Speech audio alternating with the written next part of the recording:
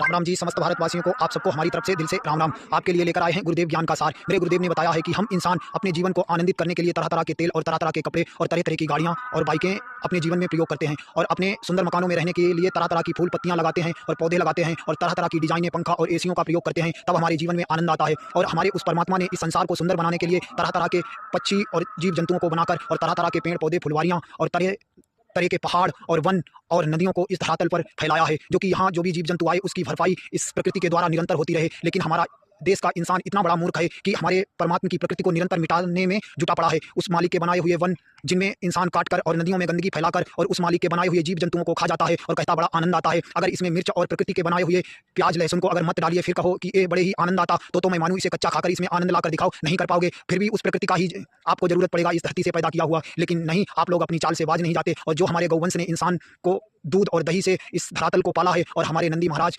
की बदौलत इंसानों ने खेती कर अनाज को उगाया इस धरातल पर और अपने बैठने आने जाने से लाड़ू बनवाकर अपने हर कार्य को किया है। और आज ट्रैक्टर होने के कारण और डीजल होने के कारण आप लोगों ने इन्हें दुत्कार दिया और हमारे समाज में दारू होने के कारण लोगों ने दूध दही को भी छोड़ दिया और सब्जी खाना छोड़ दिया, क्योंकि मांस मदिरा में पड़े हुए इंसान आपको इस अपने चरित्र को इतना गंदा कर लिया है कि पवित्रता का कोई किनारा ही नहीं। आपने सारी पवित्रता के किनारे को डुबाकर अंधकार में आप जी रहे हो और इस समाज को अंधकार से ढकेलते जा रहे हो। इन गौवंशों ने आपके जीवन में कोई गलत नहीं किया, आप इनके साथ आज इतना गलत करते कि इनकी जरूरत नहीं पड़ी आपको। और जिस दिन प्रकृति को इंसानों की जरूरत नहीं होगी उस दिन तुम इस धरातल में तले जाओगे जिंदा, उस सूर्य की गर्मी के द्वारा और इस हवा के वायुमंडल और जो तुमने फसलों और फैक्ट्रियों से खाने पीने की सौदा में जो जहर मिलाते हो, ये तुम्हारे जीवन को एक दिन तलेंगी। धर्म के साथ बहरार निकल आओ और अपने उस परमात्मा में फिर एक बार मिलने का सामर्थ्य कर लो, वरना सबकी नैया डूब जाएगी। जय जय राम, सीताराम सीताराम।